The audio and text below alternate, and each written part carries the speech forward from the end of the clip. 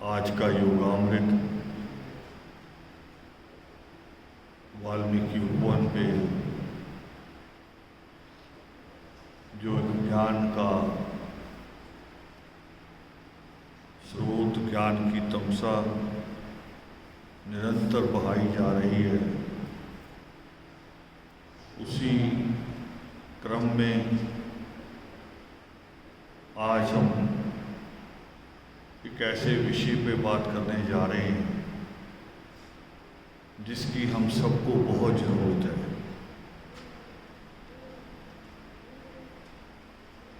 पावन योग सिद्ध में सृष्टिकर्ता वाल्मीकि दयावान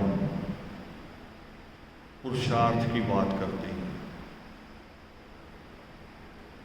और पुरुषार्थ के साथ अगर आपका जुनून जुड़ जाए, मेहनत के साथ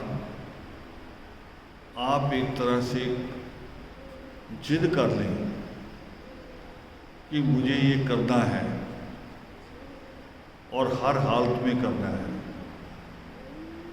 मुझे अपनी भूख प्यास, अपना आराम सब एक तरफ रखकर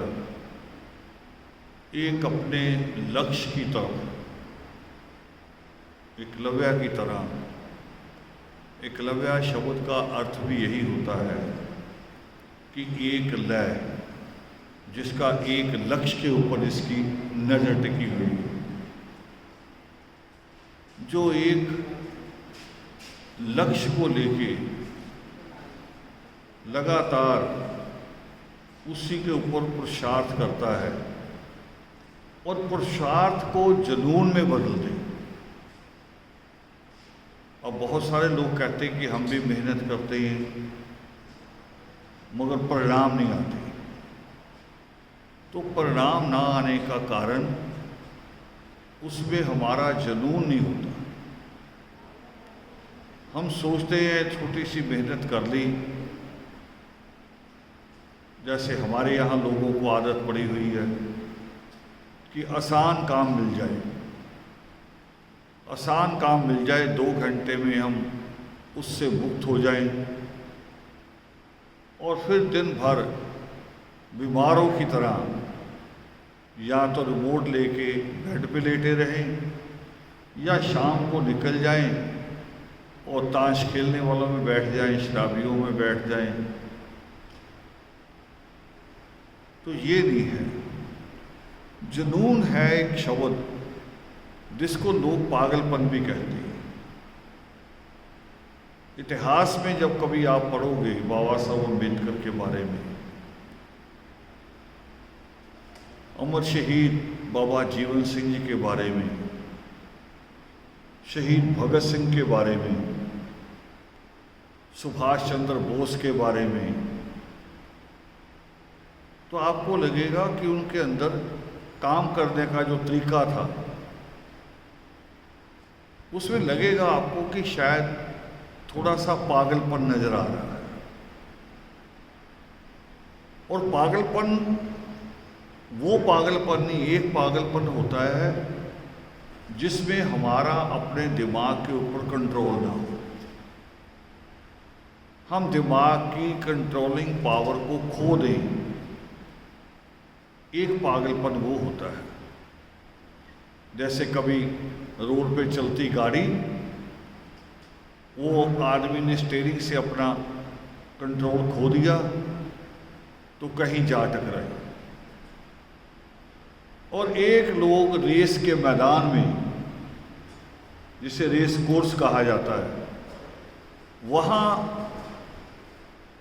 100 नहीं 200 की स्पीड पे कार भगाते हैं, 250 पे भी भगाते हैं, मगर उनका अपना कंट्रोल होता है उसके ऊपर। और जब तक उसके ऊपर कंट्रोल है तब तक किसी दुर्घटना का कोई कारण नहीं बनता। तो पागलपन भी 2 तरह के हैं। एक पागलपन जिसका अपने दिमाग पे कंट्रोल नहीं है, और एक वो पागलपन जिसका अपने दिमाग पे, अपने इरादों पे, अपनी मेहनत पे, अपनी आदतों पे सारी चीज़ें याद रखनी है, क्योंकि कभी कभी हम आदत से मजबूर हो जाते हैं कि एक बार टीवी ऑन कर लिया तो छोड़ा नहीं, मोबाइल ऑन कर लिया तो छोड़ा नहीं, तो वो आदमी जुनून उसमें पैदा नहीं हो सकता जिसका अपनी आदतों पे भी कंट्रोल हो, जिसका अपने इरादे पे भी कंट्रोल हो, जिसका अपने जो ऐशो आराम है उसके ऊपर भी कंट्रोल हो, और फिर वो जुनून पैदा करें। अब बाबा साहब अम्बेडकर को जब हम कहते हैं कि वो अपने बीमार पड़े बच्चे को छोड़ के लंदन चले गए इसलिए कि हमारी हिस्सेदारी की बात कर सके, तो आम गली मोहल्ले में जो लोग बैठे हैं जिनको बाबा साहब अम्बेडकर का सिर्फ अम्बेडकर नाम ही सुना है, कईयों ने वो भी नहीं सुना, केवल नाम सुना, और हम ये कह दें कि वो शख्स अपने बीमार पड़े बच्चे को, और बीमार भी मामूली बीमार नहीं, जिस बच्चे को डॉक्टर ने जवाब दे दिया हो कि मैं इसका अब इलाज नहीं कर सकता, इसकी बीमारी बड़ी हो गई है, किसी बड़े हॉस्पिटल में ले जाओ, और उस बीमार पड़े बच्चे को छोड़ के और हज़ारों किलोमीटर दूर लंदन चले जाएं, हमारे लिए अंग्रेज़ सरकार से बात कर दें, तो आम जो गली मोहल्ले के लोग हैं, वो जो टोलियाँ होती हैं ताश खेलने वालों की, वो जो टोलियाँ औरतों की होती हैं चुगलियाँ करने वालों की, उनके बीच में जाके कहोगे कि बाबा साहब अम्बेडकर अपने बीमार पड़े बच्चे को छोड़ के चले गए, वो कहेंगे पागल था, पागल कहेंगे। मगर उन्हीं को अगर पूछो, गहराई से आप समझाएं कि आपके घर की दहलीज पे जो पसंगे मरमर लगा है ना पत्थर, आपके घर में जो एसी लगा इस वक्त, आपका लड़का मोटरसाइकिल निकालता है बाइक और चश्मा पहन के बिना खौफ के निकलता है बाहर को, ये बाबा साहब अम्बेडकर यही करने लंदन गए थे, इसी के लिए गए थे कि तेरा बच्चा बिना खौफ के। नहीं तो एक समय था, कल मैं एक वीडियो सुन रहा था, आप सबको भेजा मैंने, एक टीचर है भारत के बहुत नामी टीचरों में से है, उनको खान सर कहते हैं, आईएएस की तैयारी कराते हैं, यानी इंडिया की सबसे बड़ी डिग्री की तैयारी। उस शख्स ने भी कहा, क्योंकि अध्ययन है ना, किताबें पढ़ी हैं, जिसका बहुत अध्ययन होगा वही तो आईएएस की तैयारी कराएगा, सबसे बड़ी डिग्री की तैयारी वही आदमी करा सकता है। और उस आदमी ने यह कहा कि दलितों की स्थिति आज़ादी से पहले क्या थी, कमर के पीछे बोरी बांध के रखनी पड़ती थी या झाड़ू, ताकि चलो और अपने कदमों के निशान मिट जाए, क्योंकि जब वहाँ से कोई ठाकुर निकलेगा, कोई जाट निकलेगा, कोई ब्राह्मण निकलेगा, कोई बनिया निकलेगा, तो आपके कदमों के निशान मिट चुके हो, यानी कदमों के निशान मिट्टी के ऊपर, उस पर भी ऐतराज़ था। और यहाँ एक मिट्टी की एक हंडिया, एक मिट्टी का एक बर्तन लटका होता था आगे, कि अगर आपको छींक आ जाए, थूक आ जाए, जुकाम हो जाए, तो अपनी हंडिया में करना है, इधर उधर नहीं फेंक, क्योंकि इस रोड से दूसरों ने निकलना है।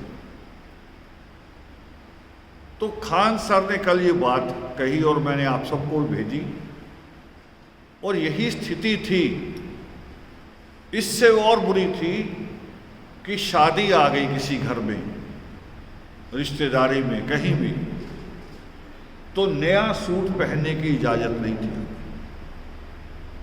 नया कपड़ा नहीं पहन सकते। दुकान से लेने जाते थे तो दुकानदार अगर आपको पहचान गया कि आप कौन हैं, किस जाति से हैं, और आपने कहा जी माँ के लिए एक साड़ी दे दो, कौन से वाली, बस हल्की सी दे दो, थोड़े पैसे हैं।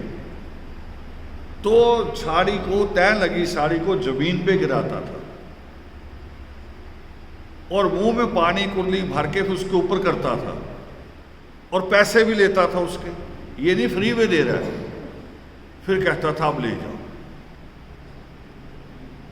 और मैं जब यूपी गया रामपुर, ये तो बहुत आज़ादी से पहले की बातें कह रहा हूँ, मैं आज़ादी के बाद भी मैंने सुना, रामपुर के लोगों ने बताया मुझे, वो कह रहे हमारे यहाँ एक नदी पड़ती है, जैसे आपकी ये नदी निकलती पास ही काली, वहाँ कोसी है।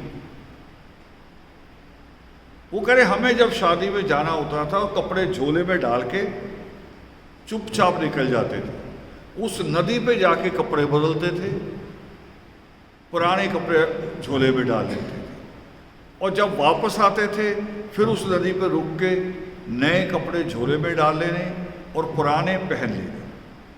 हमने पूछा ऐसा क्यों? वो कह रहे अगर ऐसा नहीं करेंगे तो जो भी सामने से मिल जाएगा, जो अपने आप को बड़ी जाति के कहते हैं, जिनकी सोच छोटी है, कहते हैं अपने आप को बड़ी जाति के, मगर मानसिकता इतनी नीच है, गुरुओं पीरों का नाम भी रटते हैं सारा दिन, जिन गुरुओं पीरों ने ये कहा है कि सारी मानवता एक है, हम सारे एक ही ईश्वर की संतान हैं, वो सारे करे ऐसा कोई आदमी सामने पड़ जाता था, कोई ठाकुर हो या खान हो। भारत के मुसलमानों में भी बीमारी थी ये, क्योंकि वो भारत का मुसलमान ब्राह्मण से तो बना था, जाट से ही बना था, तो कीटाणुओं सहित बना।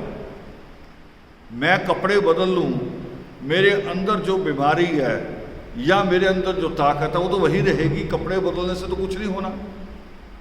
तो लोगों ने ड्रेसें बदली, किसी ने टोपी लगा ली, किसी ने केस रख लिए, मगर अंदर से नहीं बदले, अंदर वही कीटाणु थे। वो कह रहे नए कपड़े पहने हमें कोई अगर ठाकुर देख लेगा, कोई खान देख लेगा, उधर पान खाने की बड़ा रिवाज है, तो कह रहे पान हमारे ऊपर थूकेगा फिर आके, और हम उसको जवाब नहीं दे सकते, और देंगे तो फिर पूरी बस्ती पे हमला हो जाएगा, पूरी बस्ती को आग लगा दी जाएगी। अब ये स्थिति आज जो मोटरसाइकिल पे घूमता है, जो औरत हर महीने जिद करती सूट लेना है, उसको नहीं पता कि ये सूट लेने का अधिकार बाबा साहब अम्बेडकर ने 4 बच्चे कुर्बान करके दिया है। इसको कहते हैं जुनून, जुनून इसे कहते हैं। अब इसको पागलपन कहो, जुनून कहो, और इसको ये भी कहा गया, इसका अगर अर्थ आप किताबों में ढूंढोगे जुनून का, तो एक अर्थ ये कहा गया कि अपने जो विचार आपको पता चल जाए, जो सच आपको पता चल जाए, उस सच के प्रति अडिग हो जाना, ये भी एक जुनून है। जैसे जिस आदमी को ये पता चला कि धरती गोल है, पूरी दुनिया के धर्म हिल गए। बाइबल में लिखा हुआ था कि धरती चपटी है, बर्फी की तरह सीधी है। अब एक आदमी कह रहा है गलीलियो कि धरती गोल है, तो बड़ा मुश्किल था। सारे पादरी बुखला गए, उसे सजा दी गई, मगर वो आदमी क्योंकि उसे सच पता था कि धरती गोल है, उसे एहसास हो गया, वो कह रहा कुछ भी कर लो, मार दो, मगर धरती गोल से सीधी नहीं हो सकती। और आज पूरी दुनिया मानती है कि धरती गोल है। सारे आविष्कार इस बात को ध्यान में रख के किए जाते हैं कि धरती गोल है और किस एंगल पे खड़ी है। बिल्कुल सीधे एंगल पे भी नहीं है, भी ऐसा नहीं सीधी घूम रही, थोड़ी तिरछी है। कैसे घूमेगी, कैसे अपने आप के आसपास घूमती है 24 घंटे में, और कैसे सूरज के आसपास घूमती है 365 दिनों में। तो जिसको जब ये पता चल जाए कि ये बीमारी का ये हल है या ईश्वर का सच ये है, तो वो जब उस बात को कहता तो उसको भी जुनून कहा जाता है। कभी अभी आप लोगों का वास्ता नहीं पड़ा होगा उन टीचरों से जो टीचर सच में जुनूनी होते हैं, जो टीचर अपने आप को टीचर ही नहीं कहते। उनको पूछो आप क्या करते, आपका कारोबार क्या है, वो अपना सब्जेक्ट बताएंगे, मैथ है, इंग्लिश है, इकोनॉमिक्स है, तो उसके साथ जोड़ के क्या कहते हैं, मैं जितने ऐसे बड़े टीचरों को मिलता हूँ, हमारे मंच पे भी आते हैं लुधियाना, वो क्या कहते हैं, मैं पॉलिटिकल साइंस का स्टूडेंट हूँ। विद्यार्थी कहते हैं कि मैं इकोनॉमिक्स का स्टूडेंट हूँ। होंगे टीचर, उम्र होगी 50 साल, मगर उस वक्त भी कहते कि मैं अभी भी सीख रहा हूँ, अभी भी पढ़ रहा हूँ। तो उनका कभी आप हुलिया देखेंगे, मैं जब जाता हूँ यूनिवर्सिटीज़ में, शुरू में मुझे भी लगा था, बाल ऐसे बिखरे होते हैं जैसे ना मधुमक्खियों का छत्ता हो, दाढ़ी ऐसे जैसे कभी कंघा मारा ही नहीं, मगर 5-6 किताबें पकड़ी होंगी यहाँ, और बात कर लो उनसे, दुनिया भर का ज्ञान उन्हीं के पास होगा। और ये नहीं देखेंगे कि आपने कहाँ रोक लिया उनको, छाया है कि नहीं है, बीच सड़क में खड़े हैं, आपने अगर सवाल कर लिया कि सर ये बात समझ में नहीं आ रही, वो वही समझाना शुरू कर देंगे, और कोई जल्दबाजी नहीं।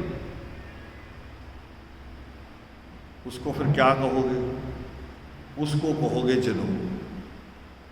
वो जुनून है, पढ़ने का भी, किताबों के साथ लगाव का भी एक जुनून है, और वो भी जुनून होता है लोगों का जो गलत आदतों में पड़ते हैं, वो भी एक जुनून होता है, मगर उसको पता नहीं होता। सृष्टिकर्ता वाल्मीकि दयावान कहते हैं कि पुरुषार्थ भी सही दिशा में होना चाहिए। योग शिष्ट में उन्होंने लिखा है कि जो आदमी रात को जाग रहा है, देख रहा है कि बाकी सब सो गए, किसी के घर से आवाज़ तो नहीं आ रही, सड़क पे नज़र मारता कहीं दूर से कोई आ तो नहीं रहा। सर्दी के दिनों में ज़्यादा, जब लोग घरों में रजाई लेके सो रहे होते हैं, तो वो सड़क पे बैठा होता है, इधर उधर घूम रहा होता गली में कि सब सो जाएं, फिर मैं चोरी कर लूँ। अब वो कहे कि मेरा पुरुषार्थ है, तो सृष्टिकर्ता वाल्मीकि दयावान कहते कि ये पुरुषार्थ नहीं है, क्योंकि तुमने अपनी मेहनत नहीं की, दूसरे की मेहनत चुरा रहे हो, दूसरे की मेहनत की कमाई जो है तुम उसे चुरा रहे हो, ये तुम्हारी मेहनत नहीं, उसको नहीं। मगर उनको भी एक पागलपन होता है कि चोरी भी करनी है, दूसरा काम नहीं करना। ऐसे नशे में लोग पड़ते हैं। तो सृष्टिकर्ता वाल्मीकि दयावान क्या कहते हैं, वो कह रहे खाली जुनून जुनून नहीं है, यानी क्या उनकी लाइन है पूरी, वो क्या कह रहे खाली चलना जरूरी नहीं है, चलने से पहले अपनी मंजिल दिशा तय करो किधर है।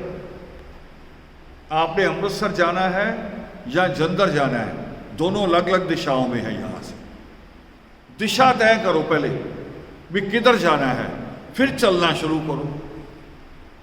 तो पहले दिशा सही होनी जरूरी है, पुरुषार्थ भी सही दिशा में होना जरूरी है। तो जुनून के बारे में ये बात सबसे जरूरी समय नहीं है कि हम पहले पुरुषार्थी बने, मेहनती बने, और फिर अपना एक टारगेट तय करें, जैसे बच्चों के साथ होता है। बच्चों के साथ होता है कि 10वीं क्लास तक उन्होंने आम पढ़ाई करते चले जाना, कई एक सब्जेक्ट पढ़ते चले जाना है, और 10वीं के बाद जैसे ही +1 में जाएंगे तो उनको 10वीं में ही तय करना पड़ेगा कि +1 में मुझे क्या करना है। मेडिकल की तरफ जाना है, नॉन मेडिकल की तरफ जाना है, कॉमर्स की तरफ जाना है, आर्ट्स करना है या कुछ और चुनना है, ये उसे तय करना पड़ेगा 10वीं के पेपरों के साथ साथ। और फिर जो तय कर लो उसके प्रति जुनूनी हो जाओ, उसके प्रति पूरे जुनूनी हो जाओ कि मुझे इसको केवल पढ़ना नहीं है,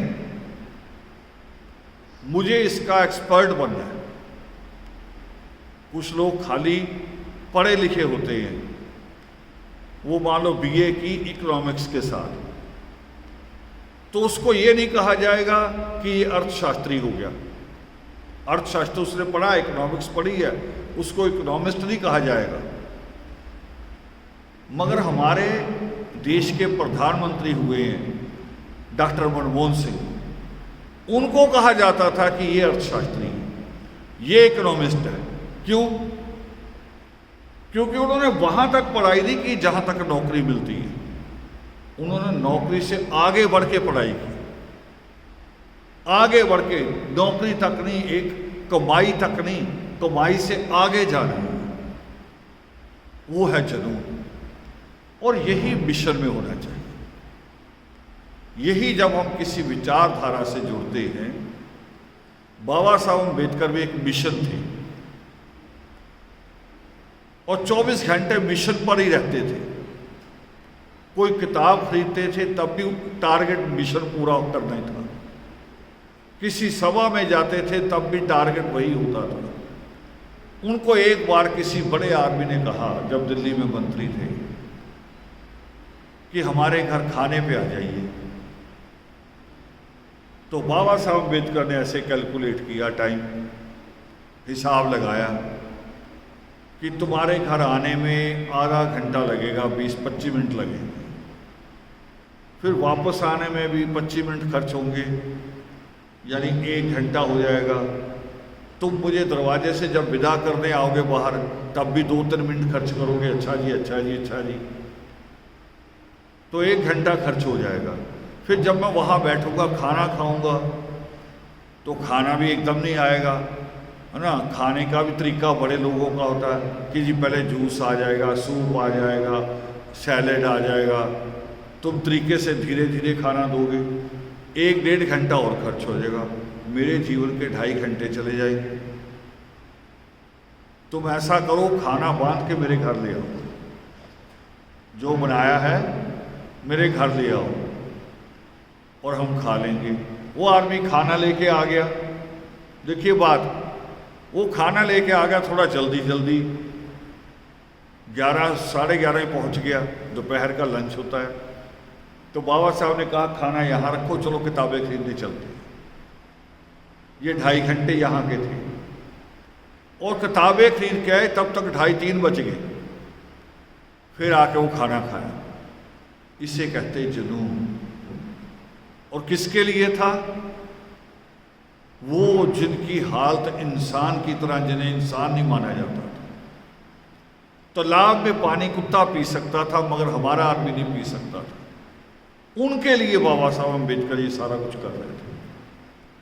और यही बात भगत सिंह बिल्कुल यंग था, जिस उम्र में लोग घूमना पसंद करते हैं, फिल्म जाना पसंद करते हैं, है ना, या माँ से फरमाइश करते हैं कुछ अच्छा बना लो, यानी सारे अलग शौक होते हैं 20-22 साल की उम्र के।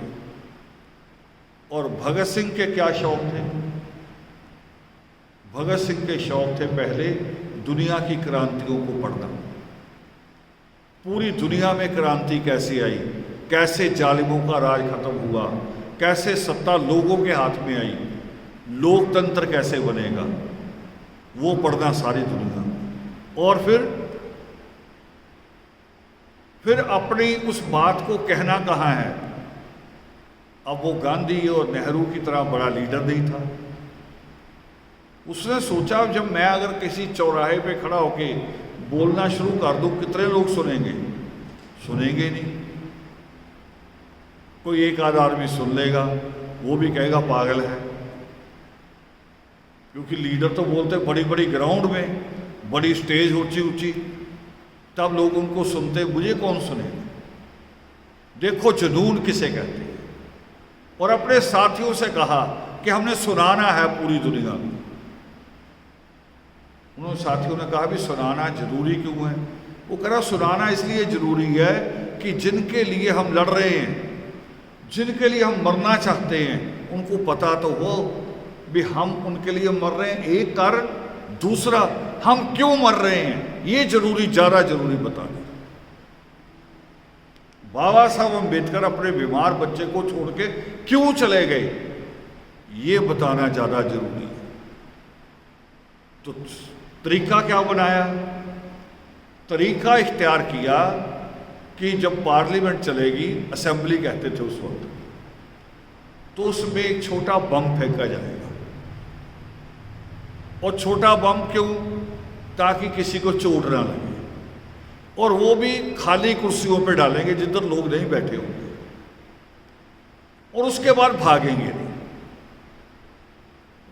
नहीं वहां से, पर्चे छाप के ले जाएंगे। फिर वो सारे पर्चे हम फेंकेंगे जिधर प्रेस बैठी होगी, जिधर अखबार वाले बैठे होंगे। अखबार वाले पर्चे पढ़ेंगे, अपने अखबार में छापेंगे, हमारी बात आगे जाएगी। हमें पकड़ा जाएगा, जज के आगे पेश किया जाएगा, जज पूछेगा क्यों बम फेंका, फिर हम कहेंगे जी तब बताएंगे अगर मेरी बात सारी दुनिया सुने, तब बोलूँगा। फिर सारी दुनिया सुनेगी, सारी दुनिया का ध्यान आ जाएगा कि इन्होंने असेंबली में, पार्लियामेंट में बम फेंका, तो हर आदमी इंटरेस्ट लेगा भी क्या बोला, क्यों फेंका।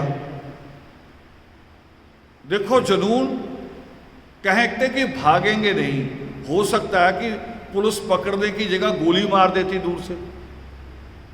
पुलिस कार्रवाई जब करती हुई, इस आदमी ने बम गिराया, वो भाग के उसे पकड़ने की जगह गोली भी मार सकते थे, भी सिर्फ गोली मार दो, क्या पता दूसरा बम भी हो इसके पास। सारा जीवन दांव पे लगा दिया, किसके लिए? कि देश आजाद करना। सुभाष चंद्र बोस इससे भी आगे थे।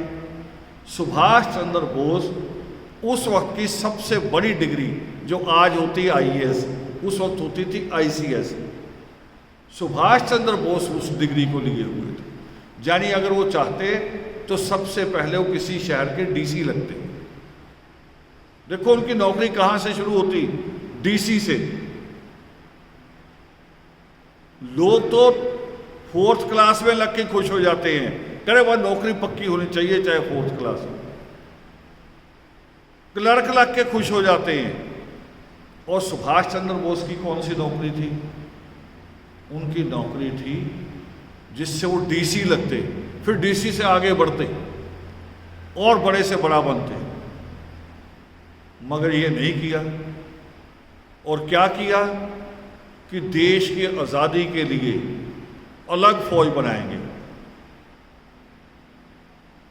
रूस चले गए, रूस से निकल के जापान आए, बर्मा पहुंचे। पता रास्ता क्या था उनका? जहाज में बैठ के नहीं आए, पानी की पनडुब्बी में आए। पनडुब्बी नीचे चलती पानी के, और बड़ी स्मेल होती है, बदबू होती है डीजल की, सांस नहीं आता, ऑक्सीजन नहीं होती ज़्यादा, क्योंकि पानी के अंदर चल रही है। कई दिनों की यात्रा, कई हफ्तों की, बल्कि कई हफ्तों की यात्रा करके जापान पहुंचे, जिसके पास इतनी बड़ी डिग्री। इसे कहते हैं जुनून। अब ये जुनून सोचो अब कि हर किसी में होना चाहिए, तभी वो बनेगा ना। भगत सिंह बनेगा तभी वो डॉक्टर अम्बेडकर बनेगा। जिसमें जुनून नहीं, वो बड़ा नहीं बन सकता। छोटा मोटा कोई अफसर बन सकता है, वो बड़ा नहीं बन सकता। मैंने देखा जिन लोगों, जो लोग आईएएस का पेपर देते हैं, आईपीएस का देते हैं, पीसीएस का देते हैं, उनके घर में बुआ आई हुई हो, मामा आया हुआ हो, वो एक बार सिर्फ माँ बाप के डर से एक बार आएंगे, जय वाल्मीकि कहेंगे, पांव छुएंगे, वापस अपने कमरे। मामा बुआ चाहे 2 दिन घर बैठे रहे, मगर बाद में वो बच्चा दिखाई नहीं देता। वो बच्चा और उसकी किताबें, उसके आगे और कुछ नहीं होता, कि पहले अपना टारगेट पूरा करना। ये जुनून है। यही जुनून था वीर एकलव्य की मां में जुनून था। महात्मा रावण की मां में जुनून था। जब महात्मा रावण का जन्म हुआ, कुंभकर्ण का जन्म हुआ, जिसको आप स्वरूपनखा कहते हैं, स्वरूपनखा नाम है, स्वरूप। जब उनका जन्म हो गया तो अपने बच्चों को लेके वो अपने मायके आ गए। जैसे माँ सीता वाल्मीकि आश्रम पहुंच गई थी। क्यों? क्योंकि उसे लगा कि ससुराल तो बड़ा बेकार है, ये मेरे बच्चे भी बेकार बातें सीख जाएंगे। वो सुबह उठते हैं, एक एक डेढ़ घंटा तो आरती भी करते रहते हैं।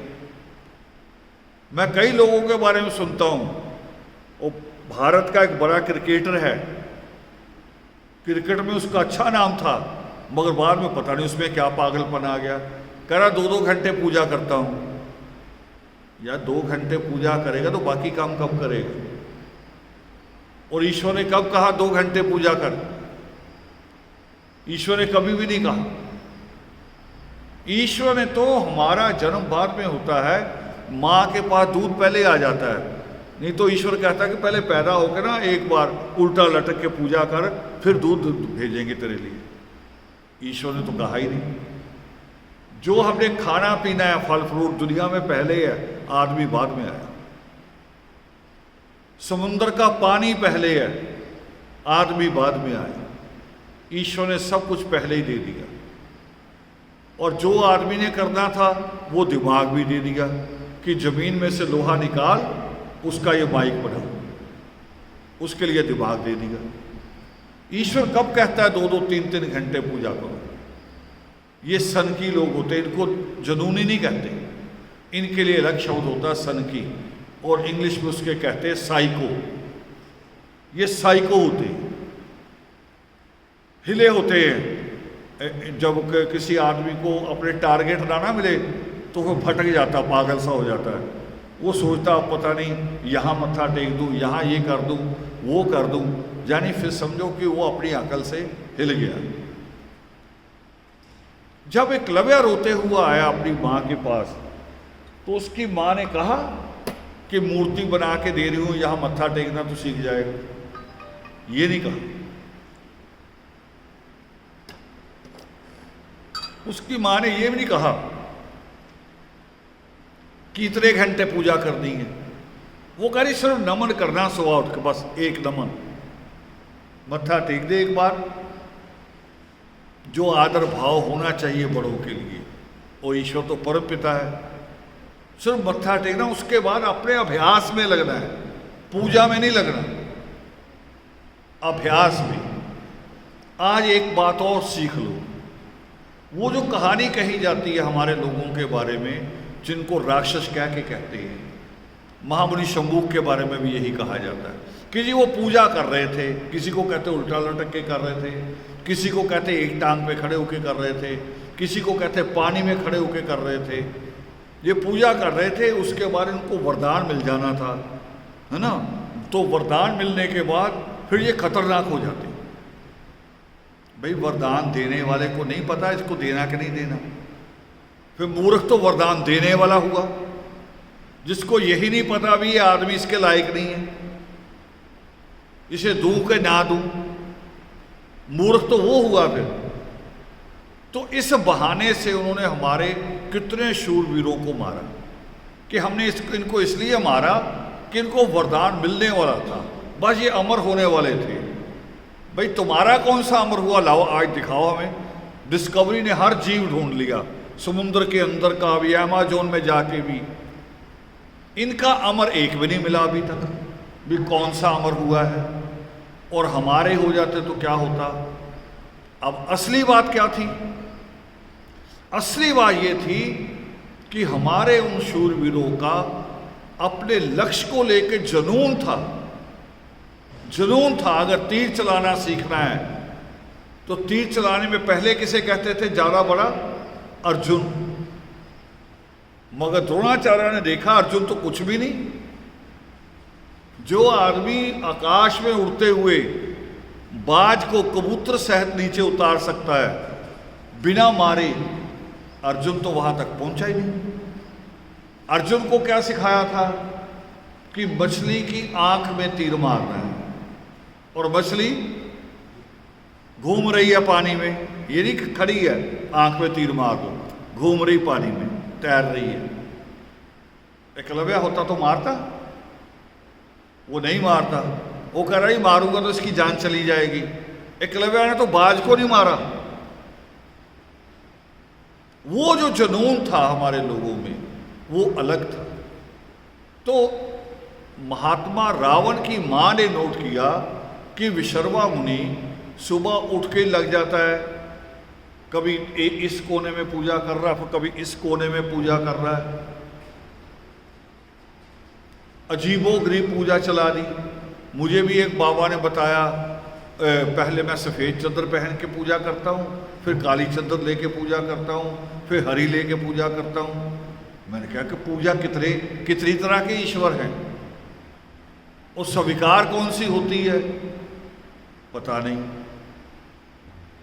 बीमार हो जाए तो डॉक्टर के पास जा रहे हैं, डॉक्टर से दवाई ले रहे हैं। तो माँ कैक्सी ने नोट किया कि ये तो सारा पूजा पाठ करता है, और दोपहर को इसके और लोग आ जाते हैं, फिर ये हवन करना शुरू कर देता है, उसमें घी डाल, ड्राई फ्रूट डालो, बलि दो, मेरे बच्चे भी पखंड सीख जाएंगे। और ये पखंड है, इसको नोट करो। कितनी बार आप लोगों ने पढ़ा होगा, टीवी में देखा होगा कि भारत की क्रिकेट टीम का मैच हो रहा है, और भारत के सारे अनपढ़ पंडित, अनपढ़ होते सारे, 5-6 क्लास पढ़े होते ये सारे अनपढ़ मूर्ख इकट्ठे होके हवन करना शुरू कर देते हैं कि हमारी टीम जीत जाए, हमारी टीम जीत जाए। और दूसरे दिन रिजल्ट क्या आता है? 90% रिजल्ट ये आते हैं कि हार गए। तो मां कैक्सी उस वक्त ये सोच रही थी कि ये नहीं, मेरे बच्चे को इंसानियत सीखनी है, युद्ध भी सीखना तो भी इंसानियत वाला सीखना है। और महात्मा रावण के जीवन में आया ऐसा एक समय, वो जब अभी राजा नहीं बने थे, अभी सीख ही रहे थे, पढ़ाई उनकी चल रही थी, तो शाम को जैसे आप लोगों का मन होता है चलो वहाँ तक टहलाएं, किसी के घर हो आए, तो महात्मा रावण भी शाम को टहलने जाते थे। तो करीब एक बस्ती थी, तो वहाँ संगीत, क्योंकि संगीत हमारी रग रग में था, तो वहाँ संगीत चलता था, तो महात्मा रावण बैठ जाया करते थे। उनको भी शौक था संगीत का, वीणा में सबसे माहिर थे वो। मगर एक दिन पहुँचे तो देखा वहाँ लोग जख्मी पड़े हैं, कुछ ज़्यादा लोग है ही नहीं। बड़े हैरान हुए, क्या हो गया, इतनी पूरी बस्ती उजाड़ी पड़ी है। कुछ जो जख्मी थे, जिंदा थे, उनसे पूछा भी क्या हुआ। वो कह रहे राजा मकराक्ष आया था, हमारी उनके साथ कोई पुरानी दुश्मनी थी, तो वो कुछ लोगों को मार गया और कुछ लोगों को बंदी बना के साथ ले गया।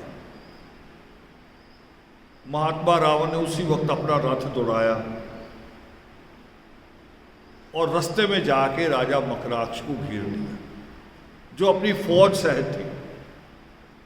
अब जुनून ये है, देखो, दोस्ती भी ये है कि मैं इस बस्ती में आता हूँ, इस बस्ती का पानी पीता हूँ, इस बस्ती का नमक खाता हूँ, तो मुझे उनकी रक्षा भी करनी।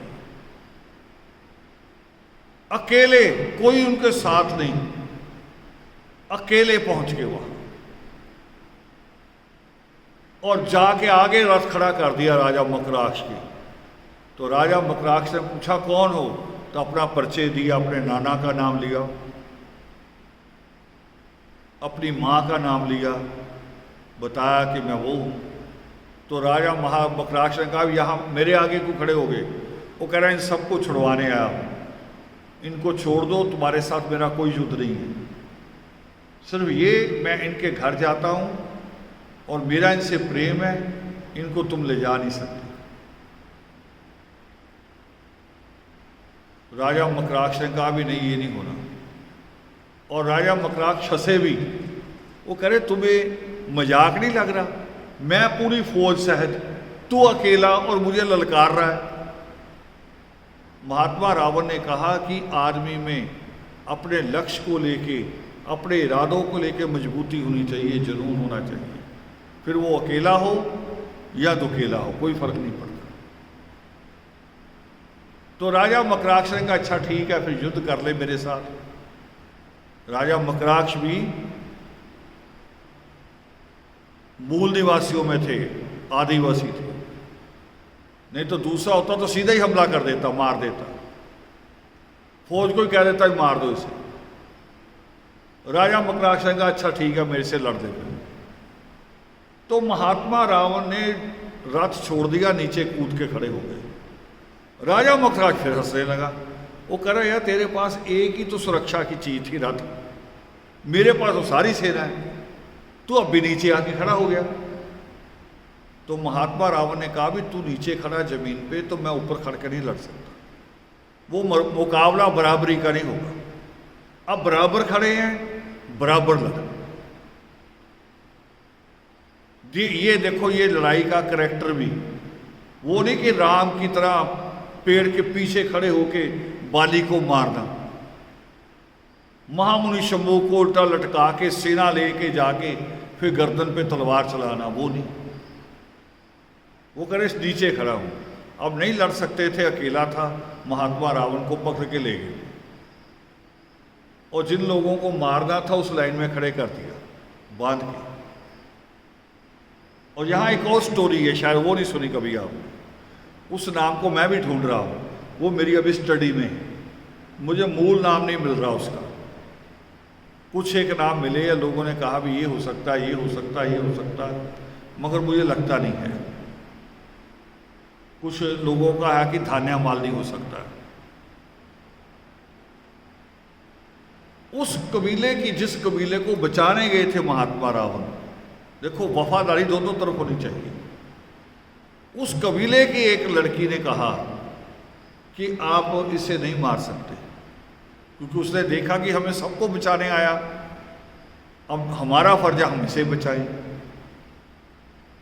वो कह रहे कि क्यों नहीं मार सकते, तो बिना किसी कारण, सच नहीं था, उसने कहा कि मैं इनकी पत्नी हूं, तो मुझे सुहागन मरना है,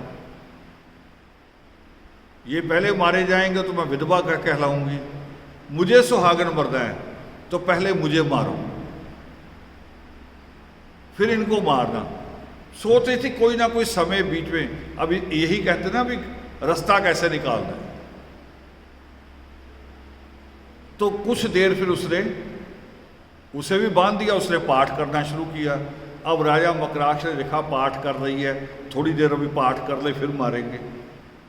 पाठ खत्म हुआ, मार दी। और उतनी देर में उसे नजर आ रहा था दूर से कि धूल उड़ रही है, कोई आ रहा बचाने के लिए, कोई घोड़ों की तेज दौड़ते हुए आ रहे हैं, उससे मिट्टी उड़ती हुई नजर आ रही है। रावण के मामा सारे आ रहे थे। तब महात्मा रावण को बचा के ले गए। मगर बात जुनून की है यहाँ, कि जुनून था, मजबूत इरादा था। और जुनून वहां भी था जब मेघनाथ को लेके गए थे शंकर के पास। जब शंकर ने कहा आराम कर लो, करे नहीं, कार्यापूर्ति ही मेरा विश्राम है। तो ये जुनून होना चाहिए। और वो जुनून जब तक आप में पैदा नहीं होगा तब तक आप अपने लक्ष्य को, चाहे वो मिशन का है, चाहे घर का है, जैसा भी है, वो पूरा नहीं हो सकता। तो आज जो हम लोग काम कर रहे हैं ये भी एक जुनून है। ये काम उस 2022 में हम कर रहे थे किया हमने, जिसमें अतिकाय जी हमें छोड़ के गए। 15 सृष्टि को 2022 को वो हमें छोड़ के गए, और 22 शायद जून था या जुलाई, जब हमने इसकी रजिस्ट्री करवाई। उसी साल में हम बैठे नहीं, हिम्मत हार के नहीं बैठे, क्योंकि उन्होंने कहा था, अतिकाय जी ने बार बार कहा था, जो लोग उनकी खबर लेने जाते थे उनको वो कहते थे कि रावण जी को कहो रोज नए डॉक्टर के पास पहुंच जाते हैं, नए हॉस्पिटल में ले जाते हैं, मुझे पैसे खराब करे जा रहे हैं, बीमारी मुझे पता है कि ये ठीक नहीं होनी, ये पैसा उपवन बनने के लिए है, उपवन बनाओ। तो हमने अतिकाय जी के जाने के बाद उनके इरादों को याद रखा, उनके जुनून को याद रखा। और बहुत पीड़ादायक बीमारी थी, आदमी बैठ नहीं सकता, 24 घंटे तड़पता है। और उस बीमारी में वो कह रहे थे कि ये पैसा वहाँ लगा। तो ये जुनून होना चाहिए। और लोग जवाब क्या देते हैं, जैसे आज प्रचेतावार का पाठ का दिन है कि जी तैयारी तो पूरी थी, बस उसी वक्त ना मैं बाहर निकला, धूप पड़ी, छींक आ गई। अरे छींक आ गई है, कोई मृत्यु थोड़ी, एटम बम थोड़ी गिर गया है। सिर में पानी डालो फिर आ जाओ। बहानों की कोई लिस्ट ही नहीं है, कितने बहाने हैं। कई जगह 10 लोग इकट्ठे होते आने के लिए, उनमें से एक अगर नलायक कह रहे मैं नहीं जा रहा, 9 भी बैठ जाएंगे। भाई तुम में और इंसानों में और भेड़ों में फ़र्क क्या हुआ? ये तो भेड़ों का काम है। टीचर ने पूछा सब बच्चों से भी एक जगह 40 भेड़ें बांध रखी हैं और एक बाहर कूद गई, बाकी कितनी बची? सब बच्चों ने कहा 39, 39। और एक बच्चे ने कहा 0। टीचर ने पूछा तुम्हें मैथ नहीं आता? वो कह रहा मैथ तो आता है, आपको भेड़ों का स्वभाव नहीं पता, आपको भेड़ों का स्वभाव नहीं आता। जब एक भेड़ बाहर निकलेगी तो सारी निकलेगी।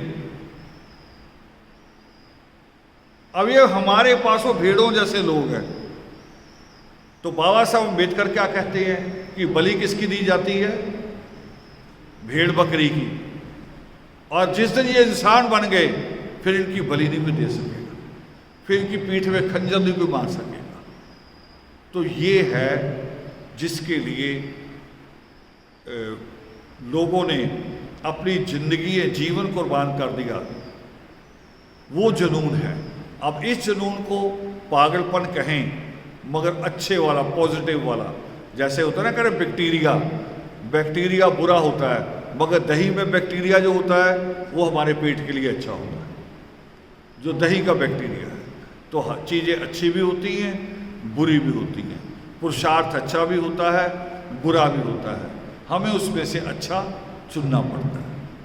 तो बहुत अच्छे तरीके से आज बात हुई और आगे भी हम हर प्रचेतावार मेरे टूर ना रहें जहाँ, तो इस कड़ी को बना के रखेंगे। अगर टूर रहे भी तो भी पाठ तो वाल्मीकि उपवन पे निरंतर रहेगा, हर प्रचेतावार।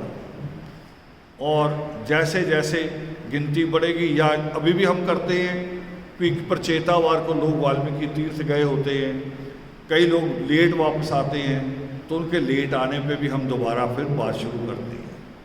पाठ भी करते हैं कई बार उनके सवालों के जवाब भी देते हैं, फिर दोबारा इसी तरह से बैठते हैं। तो ज़्यादा गिनती आएगी तो ज़्यादा बार भी बैठा जाएगा। तो बहुत अच्छे से आज की बात हुई। इन्हीं शब्दों के साथ, इस प्रार्थना के साथ आप सबके बीच में विराजमान आदि परमात्मा को सादर नमन। जय माता।